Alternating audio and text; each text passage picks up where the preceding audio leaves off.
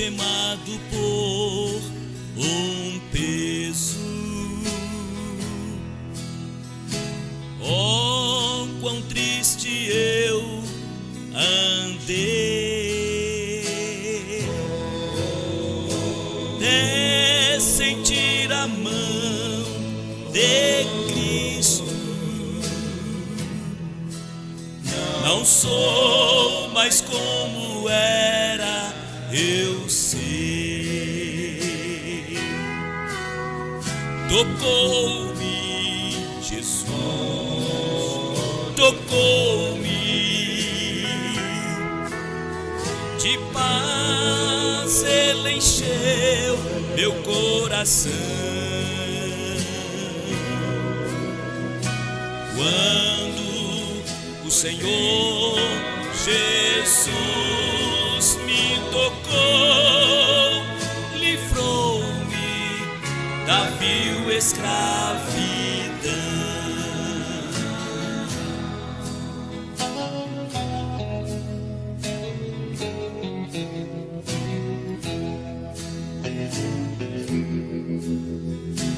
Desde que encontrei a Cristo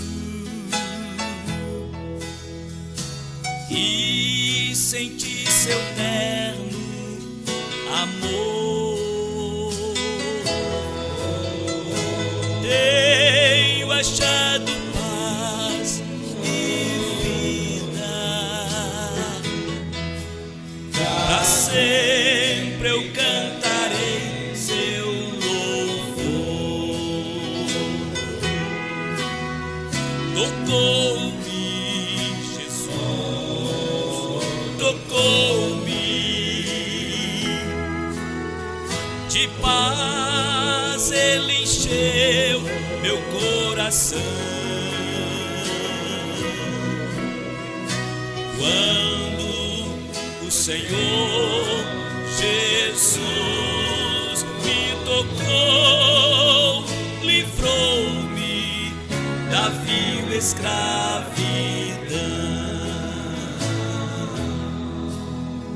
Livrou-me da vil escravidão.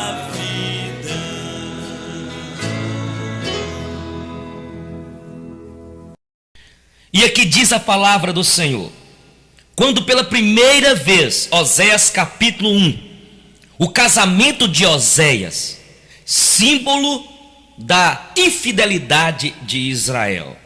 Palavra do Senhor que foi dirigida a Oséias, filho de Beri, nos dias de Uzias, Jotão, Acás e Ezequias, reis de Judá, e nos dias de Jeroboão, filho de Joás, rei de Israel. Quando pela primeira vez falou o Senhor por intermédio de Oséias, então o Senhor lhe disse: vai, toma uma mulher de prostituições, e terás filhos de prostituição, porque a terra se prostituiu, desviando-se do Senhor. Foi-se, pois, e tomou a Gomer, filha de Diblaim, e ela concebeu e lhe deu um filho. Disse-lhe o Senhor: põe-lhe o nome de Jizriel, porque daqui a pouco castigarei pelo sangue de Jizriel a casa de Jeú, e farei cessar o reino da casa de Israel. Naquele dia quebrarei o arco de Israel no valo de Jizriel. Tornou ela a conceber e deu à luz a uma filha. Disse-lhe o Senhor a Oséias: põe-lhe o nome de desfavorecida, porque eu não mais tornarei a favorecer a casa de Israel para lhe perdoar.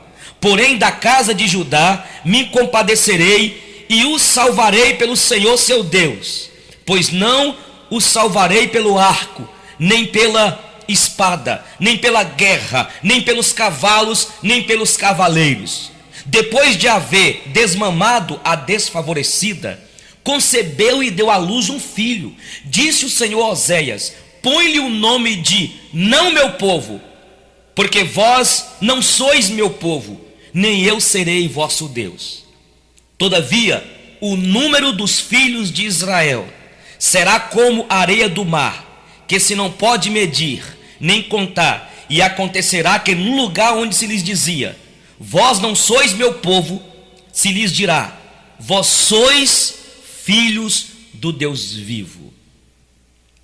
Queridos irmãos, eu quero primeiramente sintonizar os irmãos no contexto desse texto que nós acabamos de ler. O contexto histórico que o caracteriza aqui. Então eu quero explicar o contexto desse texto aqui, para que depois possamos entrar especificamente no nosso tema. Vamos ver as três dimensões aqui, queridos. As três dimensões deste texto. Primeiro vamos ver a dimensão política. Nos dias de Oséias, os governos golpistas se haviam instaurado de uma maneira definitiva. Desde a divisão do reino de Israel, onde ficou a parte do sul sobre a casa de Davi, mas especificamente conduzida pelo filho de Salomão, e o reino norte com Jeroboão primeiro, que era engenheiro de obras de Salomão, dividindo assim o país em duas partes. Dividiu em duas partes, e desde esta época todas as sucessões dos reinos começaram a ser produzidas por golpe de estado. O filho de Jeroboão, Zacarias, foi assassinado por Salum. Salum subiu ao poder, mas foi assassinado e despojado por Manaim. E assim, queridos, os golpes começaram a se suceder, no reino norte de Israel. Além disso, Israel não tinha uma política externa definitiva ou definida. Eles vacilavam entre a Síria e o Egito. É por isso que o capítulo aqui 7 de Oséias, no versículo 11, diz que Israel parecia uma pomba louca, afoita, sem saber se voava para a Síria ou pelo Egito, sem saber o que fazer de fato. Então aqui no capítulo 7 de Oséias aqui, versículo 11, diz que Israel estava parecendo uma pomba afoita, sem saber se ia para a Síria ou se ia para o Egito. E quando Tiglat-Pileser deu um golpe de estado na Síria e estabeleceu uma política expansionista, ele virou contra Israel, e foi por causa deste golpe que houve na Síria, pela tomada do poder pelo Tiglat-Pileser, que Israel acabou sendo invadida pela Síria, que deixou de dar qualquer apoio a Israel e implantou uma política expansionista, imperialista, desenvolvimentista. Agora escute, na perspectiva econômica, a situação era ambígua. Isso porque desde os dias de Jeroboão I, desde o dia, a prosperidade instaurada se tornara densa nas mãos de uma pequena população de Israel, ao passo que a miséria foi socializada com a grande maioria. No capítulo 8 aqui de Oséias, irmãos, o versículo 14, mostra que no cenário de muita fome, haviam aqueles que possuíam mansões, palácios, possuíam todos os aparatos e adereços que a riqueza poderia lhes proporcionar. Agora escute, porque nós estamos expondo aqui o contexto político, sociológico, financeiro. Nós aqui no Brasil vivemos uma situação caótica. Brasil, a miséria campeã aqui no Brasil. Olha a situação política nossa. Então é preciso pegar esse texto aqui, vermos o contexto aqui da época de Oséias, onde campeava a miséria, os golpes, e trazer uma palavra para os dias de hoje. Aqui também havia uma busca da nação de apoio econômico no estrangeiro, para que os projetos internos pudessem ser financiados. Eles buscavam fora, dependência no estrangeiro. Então, do ponto de vista político, o golpismo se instaurara. Do ponto de vista econômico, era gritante. E do ponto de vista religioso, havia uma confusão litúrgica, uma confusão, um sincretismo litúrgico, uma mistura de uma teologia monoteísta de Yahvé com perspectivas religiosas de Baal, perspectivas pagãs. E havia também, queridos, um grande mercenarismo sacerdotal. Os sacerdotes permitiam o pecado para que os sentimentos de culpa brotassem na cabeça dos crentes e por isso, nesse sentido, nesse sentimento de culpa, eles aumentassem as ofertas. Agora eu pergunto para os irmãos agora, crer é também pensar.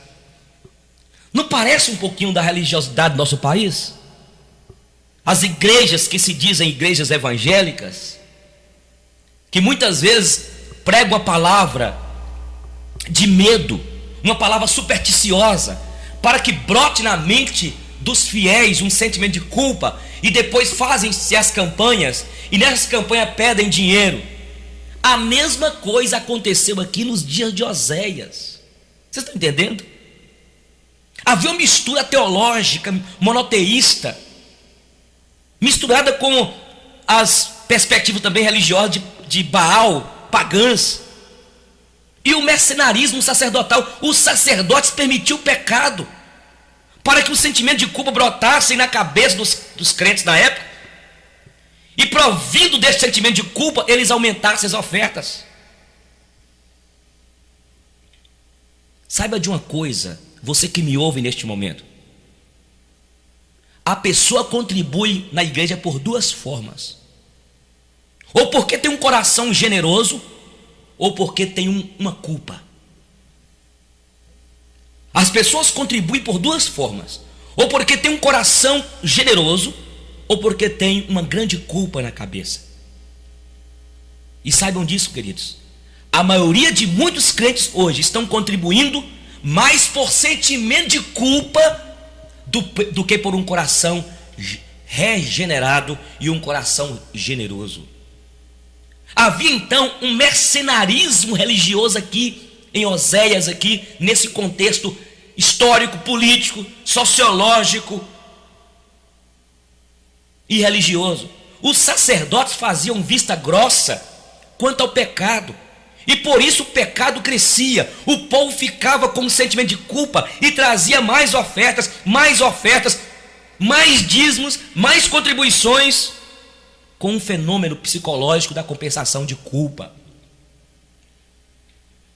Agora veja, meus irmãos, que neste contexto de crise nacional, política, econômica, crise religiosa, com os mercenários, sacerdotes mercenários da época, que este homem de Deus, profeta de Deus, chamado Oséias, ele aparece nesse cenário, profetizando em nome do Senhor Deus. Escute, colega pastor, você que é pregador, é um dos primeiros profetas. Oséias é um dos primeiros profetas a escrever as suas profecias. Ele era um nortista do reino norte de Israel. E veja que ele era um homem consciente da vida econômica, política, religiosa e histórica do seu povo, como acontecia com todos os profetas. Os profetas, quando profetizavam, eles não faziam como os monges, minha gente. Eles estavam imiscuídos na sociedade, fazia parte dela, via as injustiças, a maldade, e através da compreensão histórica, em cada um estava inserido ele lá, e ele recebia a revelação de Deus para declarar o oráculo de Deus. Eles tinham percepção das situações que o circuncidavam, e daí eles levantavam a voz profética. Então, à medida que nós vamos lendo aqui a profecia de Oséias, a gente descobre como ele descobria profundamente a situação econômica, política, religiosa do seu tempo, do seu contexto. Queridos, Oséias teve um ministério longo. Se você ler aqui no capítulo 1 em diante, você vai ver como que os reis se sucediam e ele continuava lá profetizando como homem de Deus. Ele profetizou nos dias de Uzias, Otã, Acás, Ezequias, rei de Judá, e nos dias de Jeroboão, rei de Israel. Enquanto os reis morriam, ele estava lá pregando a palavra de Deus.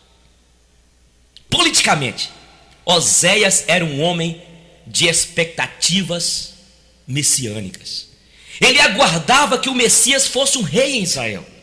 Aqui no capítulo 8, versículo 4, a gente vê isso quando ele diz que todos aqueles reis que estavam reinando em Israel, nenhum deles tinha vindo ainda da parte de Deus.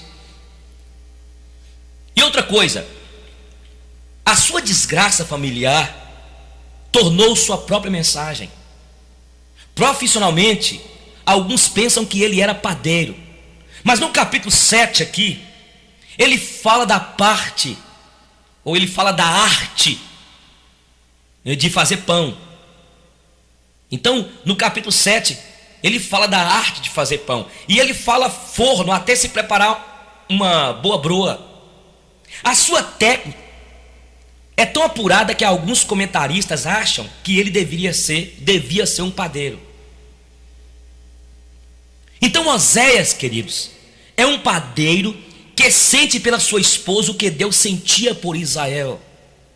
E como Deus mistura amor e justiça. O capítulo 1 aqui nos diz que num certo dia Deus diz a Oséias: vai e toma uma mulher de prostituições, e tu terás filhos de prostituições.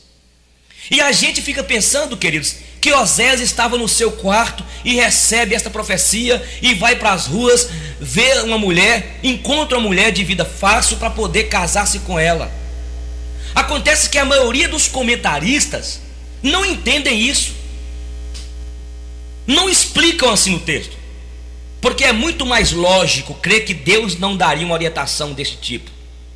Isso porque Deus nunca consentiu a prostituição e nunca fez dela regra. Deus não varia, Deus não muda. Eticamente falando, Ele não muda. Tiago aqui diz que nele não há mudança, nem sombra, nem variação. Sombra de variação. Ele é o que é. Por isso, é mais lógico entender esta passagem com uma visão retrospectiva. O que de fato Oséias estava dizendo é que a mulher com a qual ele se casara era uma mulher de prostituições. E isto ficou claro só depois. E assim ele começou a perceber a mão do Senhor sobre a tragédia da sua casa, da sua própria vida. Quando ele se apaixonou pela Gomer, aqui, ele não imaginaria jamais no que ia dar. Então veja, olhando para trás aqui, e vendo toda a sucessão de erros, infidelidades e adultérios dela, ele conseguia, no entanto, tirar lição útil e aplicável à sua vida como homem de Deus em relação à pregação que ele tinha que desenvolver com o povo de Israel. Isto porque à medida que a mulher o traía, ele compreendia que havia uma analogia entre o seu quadro familiar específico e o quadro social, político, religioso da nação. Assim como ele amara uma mulher e se entregou a ela, e ela enganou, deixou para trás e se prostituiu com outros homens, assim também Israel, povo de Deus, escolhido de Deus, ao qual Deus amara, agora dera de mão a ele, tornou-se infiel ao Senhor, prostituindo com os ídolos, com os Baals da época. Entregara-se aos sistemas econômicos e abdicou totalmente com o seu compromisso com o Senhor e promiscuiu a sua vida moral, ética, religiosa. Essa é a ideia, irmãos. Então veja, queridos, à medida que Oséias vai compreendendo este paralelismo pessoal entre a sua desgraça pessoal e a desgraça do povo, entre o adultério da sua mulher e o adultério do povo de Deus, entre a dor do seu coração e o coração de Deus, ele pega então e faz da sua desgraça a sua mensagem, ele se sente profundamente magoado. Ele transpõe o nível desta dor para o nível do coração de Deus. Ele começa a ver como que Deus sentia ao ver o seu povo indiferente, alienado, agradecendo o inverno, o verão, a prosperidade da terra aos ídolos, aos baalins, às imagens de escultura, ao invés de agradecer aquele que é o Senhor do cosmos. Oséias notava como é que Deus podia se sentir, porque na mesma ocasião a sua esposa aceitava dinheiro de outros homens para prostituir-se com eles, e não conseguia identificar na vida de Oséias aquele compromisso enorme que ele tinha de manter a sua própria casa em dia, em ordem. A calamidade entra na sua casa de uma maneira tão grande que começa a estigmatizar os seus filhos. Está entendendo? Aqui no versículo 4 diz o seguinte, que ela tem um filho e ele coloca o nome de Gisriel. E isso porque há algum tempo algumas atrocidades tinham acontecido em Gisriel. E Gisriel tinha sido conhecida pela fama de ser a cidade da desgraça, da catástrofe. Lembra quando Nagasaki, Hiroshima, Nicarágua, lugar da tragédia? Assim também Gisriel foi chamada. Quando se fala de Hiroshima e Nagasaki, você lembra de quê? Daquelas bombas que os Estados Unidos soltaram. Então, a desgraça de fora começa a marcar a vida familiar dele de uma maneira profunda. Ele tem um segundo filho e Deus manda ele colocar o nome do filho de desfavorecida, desgraça. Olha o que Deus mandou. Oséias, coloca o nome dessa menina de desgraça. Alguém que não recebe graça, favor. Gomer, torna a ficar grávida. E desta vez Oséias coloca um nome. E qual o nome? Presta atenção para você ver. Versículo 9, Deus manda que ele coloque o nome de não meu povo, porque vós não sois meu povo, e eu não serei o vosso Deus. Assim como aquele menino não era filho dele, ele não seria o seu pai. É o que Deus está dizendo.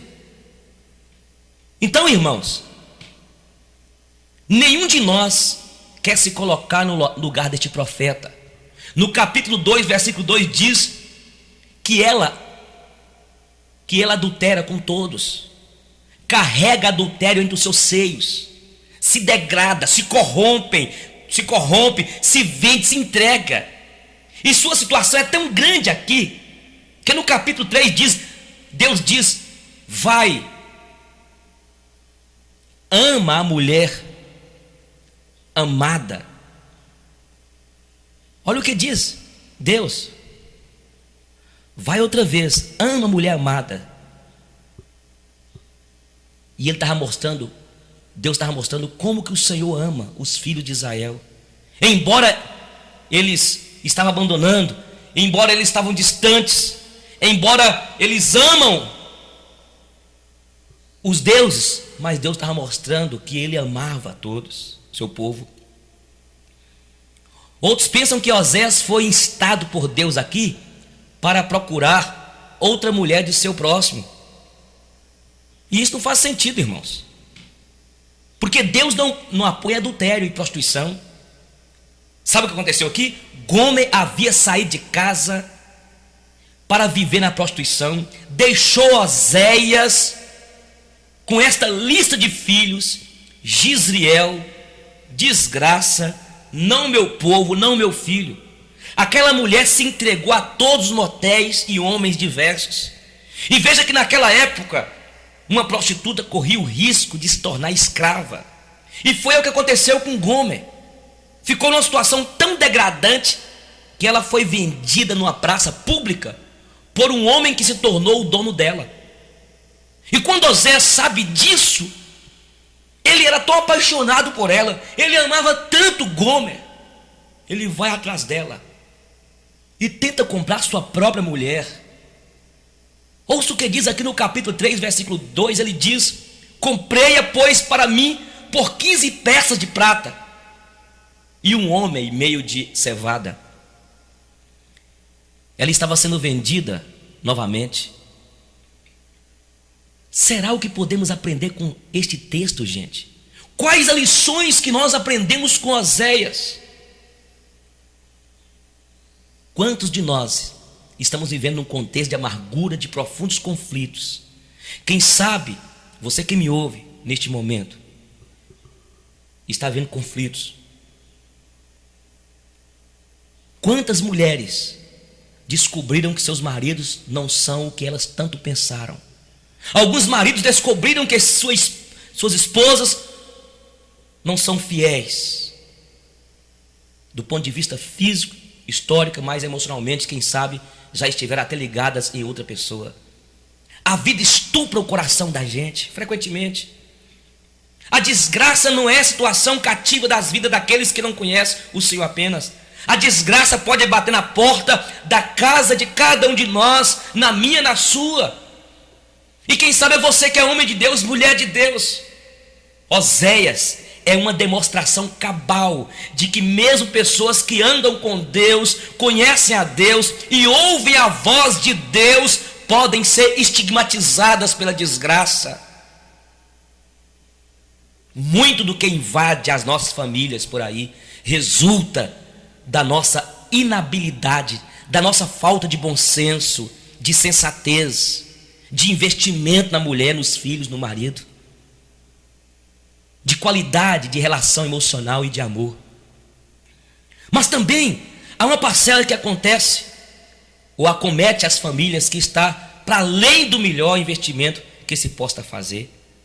Há pessoas que amam, que se dão, que se entregam, que se oferecem à vida do outro, seja esposa, seja esposo, seja filho, querendo ser alguém que existe para contribuir para a felicidade da vida do outro, mas recebe em contrapartida a perspectiva da infidelidade, da dureza, da desonra, da traição, da rispidez, da indiferença no mínimo.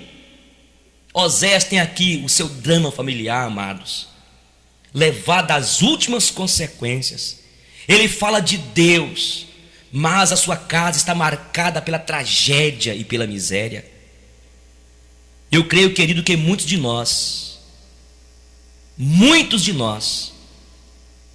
que me ouvem neste momento, se vivesse uma situação desta aqui, igual a de Oséias, desistiriam de Deus. Talvez muitos de nós pensaríamos que Deus montou um complô contra a nossa própria vida. E talvez muitos de nós iríamos questionar qual a relevância da nossa fé para esta hora, para este momento. Que fé é esta que não muda a nossa trajetória, que não faz dela alguma coisa especial, isentando de ser tocada pela desgraça? Tem cristãos que pensam que porque tem relação com Deus e é povo de Deus, sempre será poupado da tragédia que possa lhe sobrevir. A vida de Oséias é o nível contra a absolutização deste projeto. Em Cristo todos nós temos um recurso enorme de vivermos aquilo que podemos chamar de uma maneira ampla, de uma maneira feliz. Contudo, em Cristo podemos viver a realidade de que, apesar de estarmos em relação com Ele, algum tipo de dificuldade, calamidade pode nos assistir, pode nos acontecer. Eu quero colocar uma coisa para você, querido, saiba que é preciso enfrentar as lutas e tragédias sem perder a doçura. O problema é que a maioria de nós, quando somos acometidos ou quando é cometido pela tragédia, acaba perdendo a doçura. Eu gosto de Che Guevara naquela declaração: é preciso endurecer sem perder a ternura. Vamos ficando amargos, não é? Quando a angústia vem, os problemas vêm, a gente fica com um gosto de absinto, insuportável, indesejável. como desenvolvendo uma fé extremamente adubada pela amargura diante de Deus. Nos tornamos incapazes do perdão, deixamos nossas emoções desfacelarem, baixamos o nível da nossa própria vida. Quantos de nós tornamos pessoas duras, secas, ríspidas? A nossa alma se torna o coração nosso um deserto, um sertão. Desenvolvemos uma postura legalista de juízo. Agora escute, Oséias aqui, gente. Apesar de todo este quadro, ele não perde a doçura. Sabe por quê? Em primeiro lugar, porque ele não perde a capacidade de perdoar. No capítulo 3, versículo 2, quando fazia a praça pública comprar sua esposa, está nos dando uma lição sublime, um gesto de perdão. Ele oferece a ela um perdão sério. No capítulo 3, versículo 3, diz que a leva para casa e diz: tu esperarás por mim, por muitos dias não prostituirás, nem serás de outro homem, assim também eu esperarei por ti. Ele dá uma nova chance a ela, compra na praça pública, e aqui ele dá uma chance séria. Ele abre a porta da sua casa para esta mulher que se prostituía, que adulterou, que foi sem vergonha. E ele diz: eu vou investir em você novamente. Nós vamos ficar habitando no mesmo teto, não vamos ter relação alguma.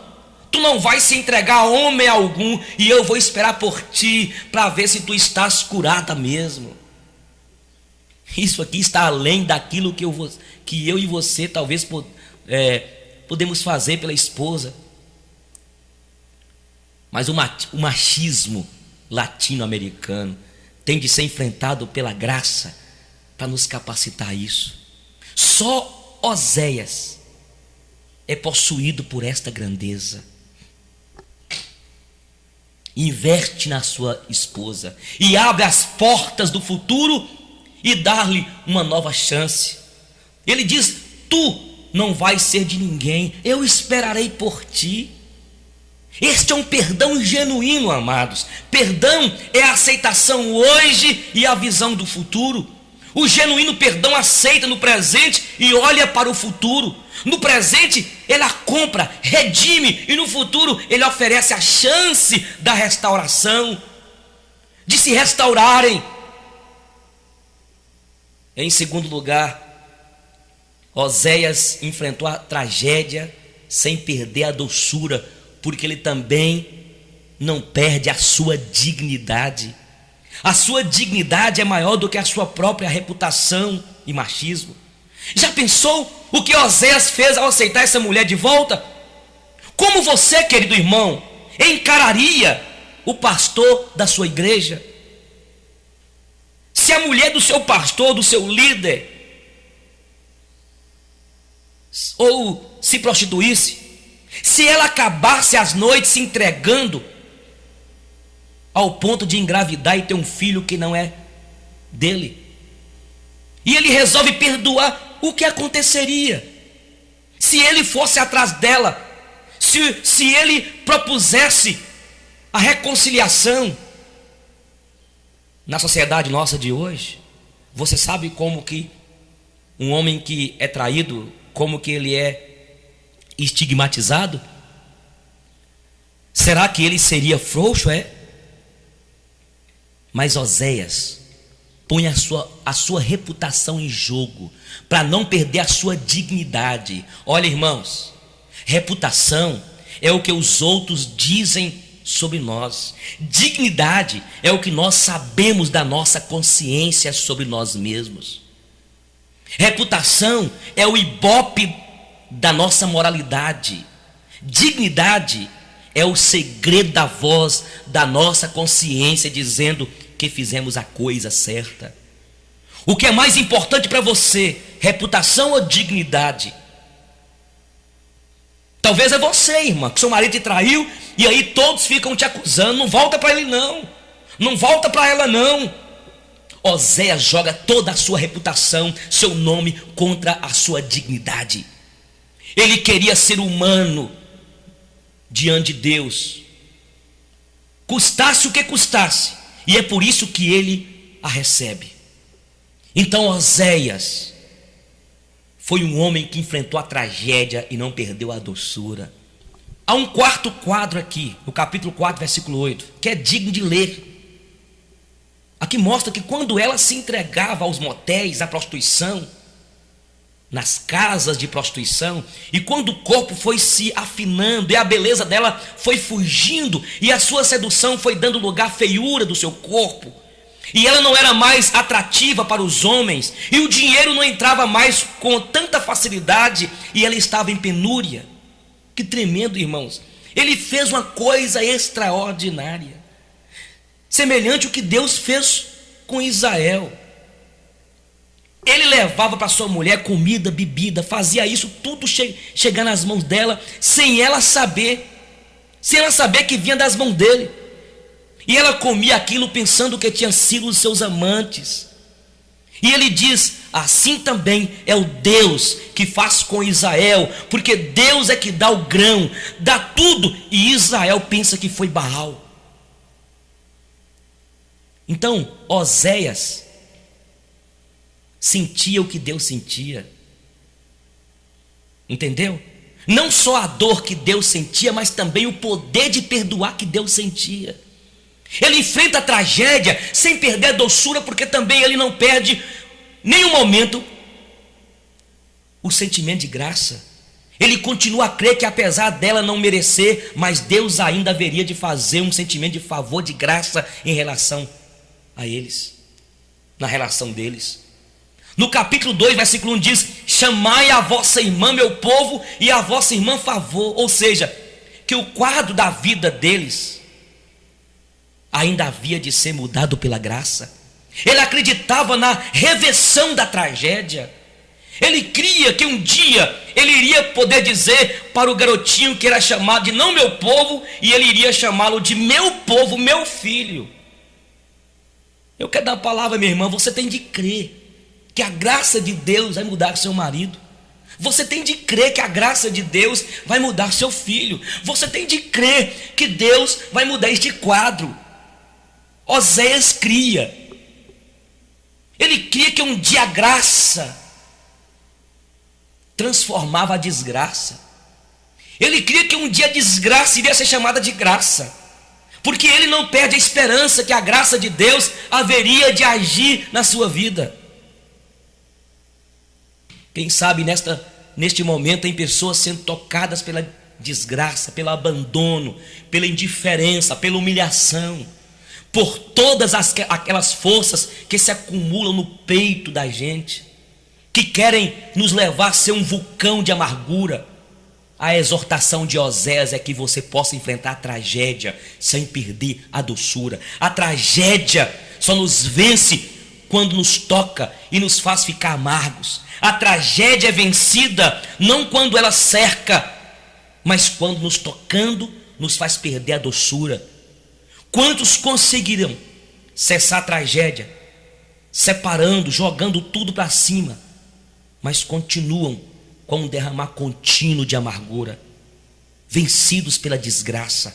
A gente só vence quando a gente é capaz de perdoar, capaz de optar pela dignidade e não pela reputação, capaz de ter a visão de que o que hoje não é meu, pode ser meu. O que hoje é desgraça pode ser minha graça. O que não é favor pode se tornar um grande favor de Deus para nossas vidas. Eu quero desafiar você para que você tenha esta visão de Oséias, uma visão corajosa, supra-humana.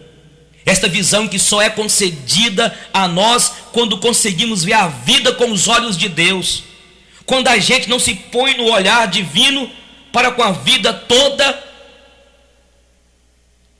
Aí as tragédias, as traições é respondida por nós com outra tragédia. Toda indiferença é respondida por nós com outra indiferença. Toda amargura é respondida por nós com outra amargura. Toda agressão com outra agressão. Só quando olhamos a vida pelos olhares de Deus, e quando sentimos a dor que os outros nos fazem, como a dor que Deus sente, quando é também tangido de alguma forma pela nossa infidelidade com Ele, quando desenvolvemos esse sentimento de divindade em relação ao próximo e enfrentamos a tragédia sem perder a doçura. Se o teu inimigo tiver fome, dele de comer, tiver sede, dele beber. Se teu marido te trata com indiferença, trate-o com diferença. Se teu marido é gelado, trata-o com calor. Se teu filho é avesso, trata-o com sua presença. Se teu coração está seduzido pelo poder da amargura e você acha que tem o direito de se tornar um poço de azedume, vença isso tudo. Recuse a fazer brotar de ti o que é amargo. Ordena o seu coração. Eu quero terminar e eu quero orar por você. Nós ministramos sobre esse tema, enfrentando a tragédia sem perder a doçura. Falamos deste homem chamado Oséias, um homem que foi traído pela esposa, um homem que sofreu todas as tragédias que alguém possa enfrentar dentro do seu próprio casamento. E Deus utilizou disso para mostrar a situação do povo de Israel. E Deus capacitou este homem com a sua graça, com o seu amor, a perdoar sua esposa, a trazê-la de volta, a comprar no mercado. E falou com ela e investiu nela. E eu quero dizer o seguinte: foi isso que Jesus de Nazaré fez por mim e por você. Foi isso que Deus fez por mim e por você. Meu amigo, foi isso que Deus fez por você. Fez por toda a humanidade. O quadro de Oséias aqui está mostrando exatamente o que acontece com o homem pecador. Os homens procuram ir nas romarias, se entrega a um ídolo, a uma imagem de escultura, pede um santo, pede uma santa cura, e muitas vezes Deus cura e dá glória aos santos. É isso que acontece. Deus te abençoou, mas você dá glória aos deuses, às divindades. E você, mulher que está enfrentando um problema aí com seu marido, você, marido que está enfrentando uma tragédia na sua família, enfrente essa tragédia sem perder a doçura. Deus está vivo, Ele está ativo neste planeta. Deus existe, Ele está contigo, minha irmã. Ele não te abandonou. Você que está sozinha aí com seus filhos, seu marido está vivendo uma vida no pecado, ore por ele, creia que Deus vai trazê-lo de volta. Creia que Deus vai mudar este quadro de injustiça, de tragédia, de desgraça. Creia, ore, busque o Senhor. Enfrenta a tragédia sem perder a doçura. Tem de enfrentar a tragédia com fé, é com oração, é com jejum, é profetizando. A Bíblia diz que a fé é a certeza das coisas que se esperam e a convicção de fatos que não se veem. Creia que Deus vai trazer sua esposa, creia que Deus vai mudar seu casamento, creia que Deus vai fazer na sua vida algo novo. Pai, eu quero colocar diante de Ti cada pessoa que ouviu esta palavra. Eu quero colocar esta família na Tua presença, esse casamento que está esbagaçado. Eu quero colocar este homem que está fugindo da sua casa, que tem sido infiel. Tenha misericórdia. Coloca a Tua mão de poder sobre a Tua filha, sobre essa mulher, Senhor. Que o Senhor possa trazer o consolo a este coração. Ó Espírito Santo, tome esta mulher em Tuas mãos e a abençoe, que ela possa enfrentar essa tragédia sem perder a doçura. Eu profetizo sobre esta casa, sobre este casamento, em nome de Jesus.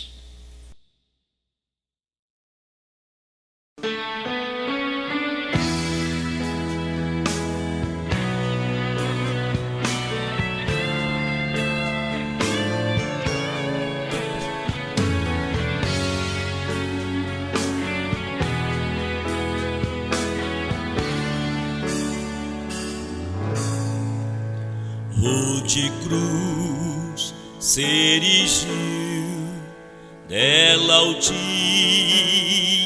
fugiu, como emblema de vergonha e dor. mas contemplo essa cruz, porque nela Jesus deu a vida por mim, pecador.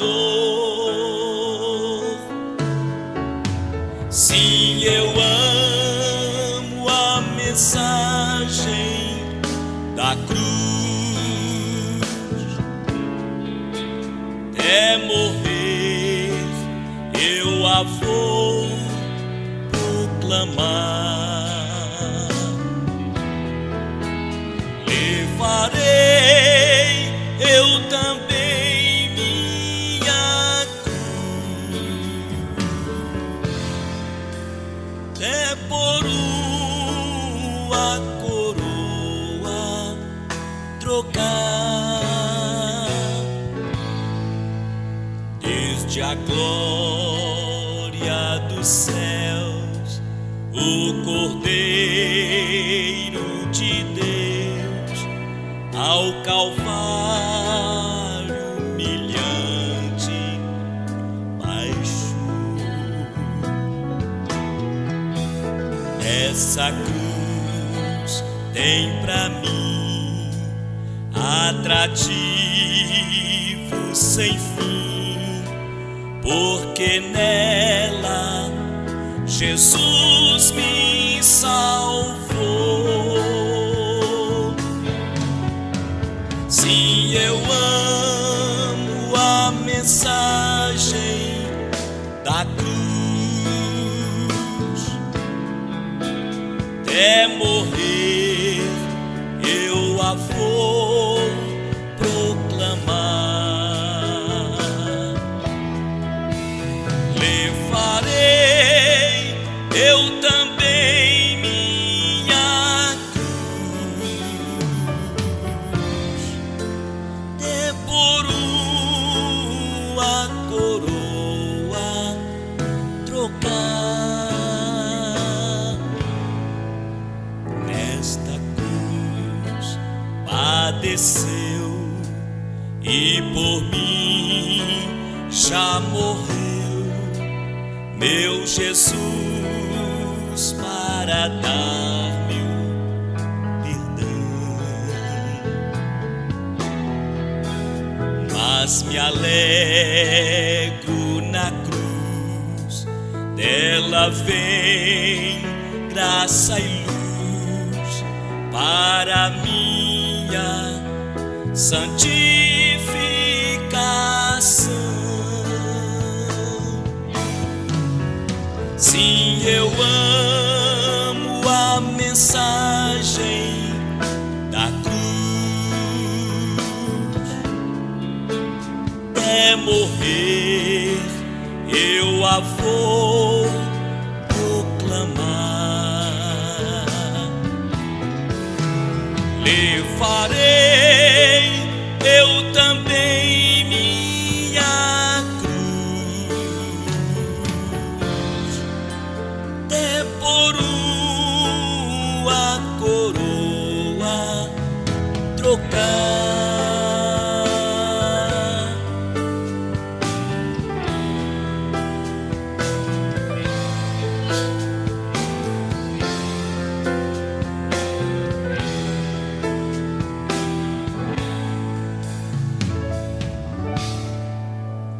Eu aqui com Jesus, a vergonha e a dor, quero sempre levar e sofrer.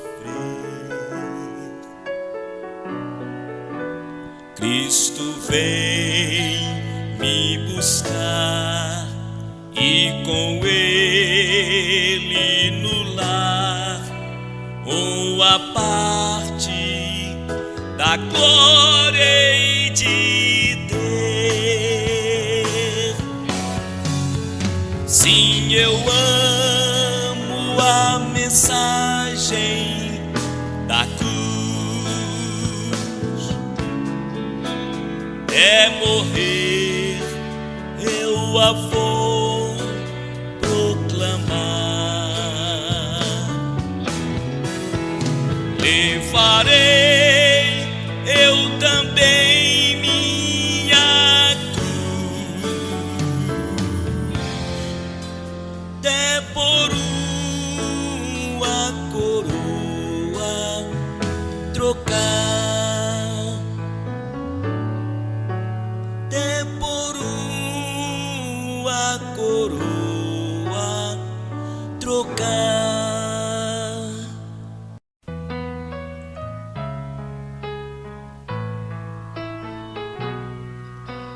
Deus está aqui neste momento. Sua presença é real em meu viver. Entregue para Ele teu sofrimento. Fale com Deus, Ele pode te ajudar. E Deus te trouxe aqui para te curar de todas as feridas. Ele é o autor da fé, do princípio ao fim, de todos os seus momentos. E ainda se vierem noites traiçoeiras, se a cruz pesada for, Cristo estará contigo. O mundo pode até fazer você chorar, mas Deus te quer sorrindo. E ainda se vierem noites traiçoeiras, se a cruz pesada for, Cristo estará contigo. O mundo pode até fazer você chorar, mas Deus te quer sorrindo.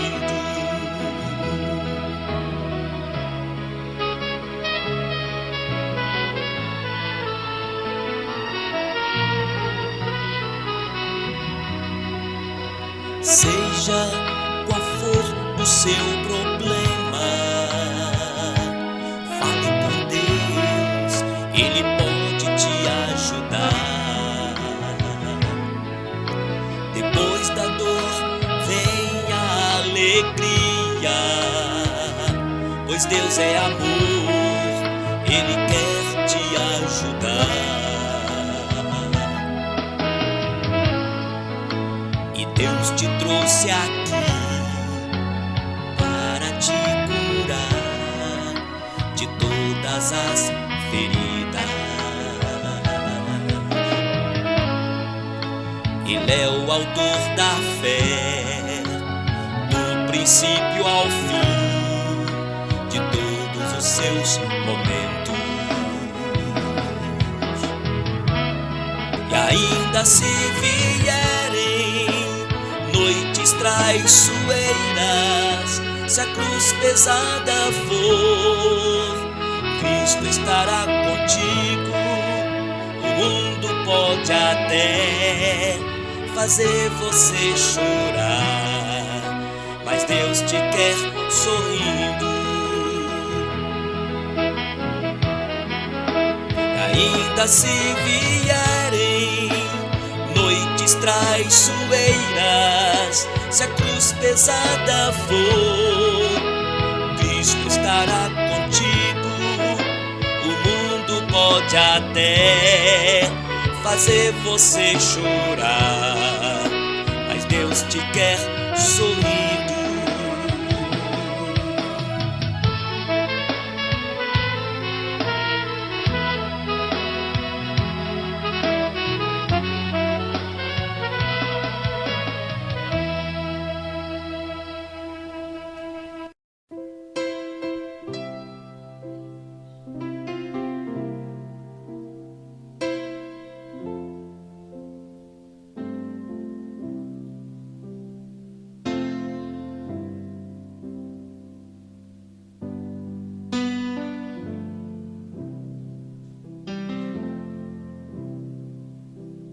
A minha alma estava longe do caminho do céu. Eu era pobre, perdido, pecador, mas Jesus já transformou minhas trevas em luz. Quando a sua mão para mim. Quando Jesus estendeu a sua mão, quando Ele estendeu a sua mão para mim, eu era pobre e perdido, sem Deus, sem Jesus. Quando Ele estendeu a sua mão para mim, agora me regozijo desde que o aceitei, e na tempestade eu posso sossegar, pois com Ele estou liberto do perigo e do mal, desde que estendeu sua mão para mim. Quando Jesus estendeu a sua mão, quando Ele estendeu a sua mão para mim, eu era pobre e perdido, sem Deus, sem Jesus. Quando Ele estendeu a sua mão para mim, eu era pobre e perdido, sem Deus, sem Jesus.